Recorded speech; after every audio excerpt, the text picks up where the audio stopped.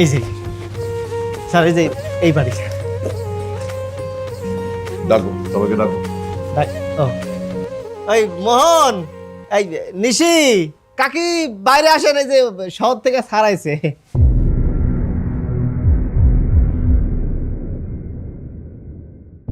আসসালামু আলাইকুম sir. Sir আপনি এখানে? হ্যাঁ আমি। ডাকো আমার ছেলেকে ডাকো। জি স্যার, আমি এমনি ডাইকে আনতেছি। Sir sir. হ্যাঁ মেয়ে, তোমার নাম নিশি? জি।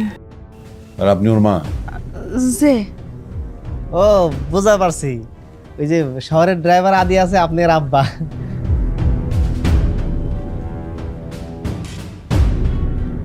বাবা তুমি এখানে? হ্যাঁ আমি।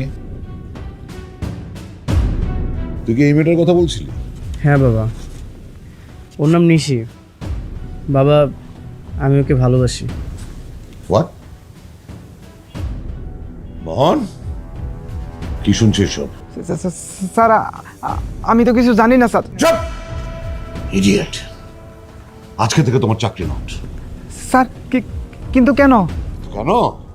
তোমার চাকরি নট এই জন্য যে কালকে থেকে তুমি আমার ছেলের সম্বন্ধী হবে। আর ছেলের সম্বন্ধী আমার কোম্পানিতে ড্রাইভারের চাকরি করলে সেটা হবে? শোনো, তুমি ঢাকায় গিয়ে কোম্পানিতে নতুন কোনো পোস্টে জয়েন করবে, ঠিক আছে? স্যার সত্যি কইতেছেন স্যার? স্যার আমার তো বিশ্বাস হইতেছে না স্যার। আর বিএন সাহেব, আপনিও আমাদের সাথে ঢাকায় যাবেন। আমরা ঢাকায় ওদের অনেক ধুমধাম করে বিয়ের আয়োজনটা করতে চাই। জি আচ্ছা। থ্যাংক ইউ বাবা। এখনো কি আপত্তি আছে?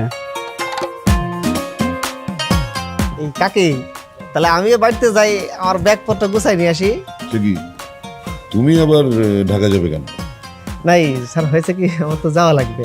ওই আমি গেলে এই গ্রামের সবার খাওয়া আমি একাই খাবো আর কি।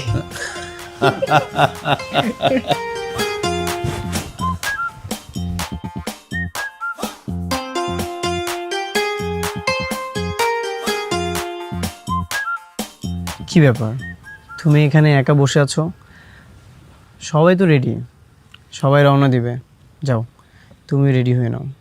আর কিছুদিন পরে গেলে হয় না? এই গ্রাম সাইরা শহরে যেতে আমার মন চাইতেছে না।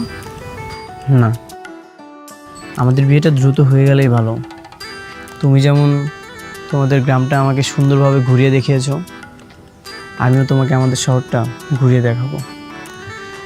যদিও আমাদের শহরটা তেমন সুন্দর না, কিন্তু তুমি পাশে থাকলে সব কিছু সুন্দর।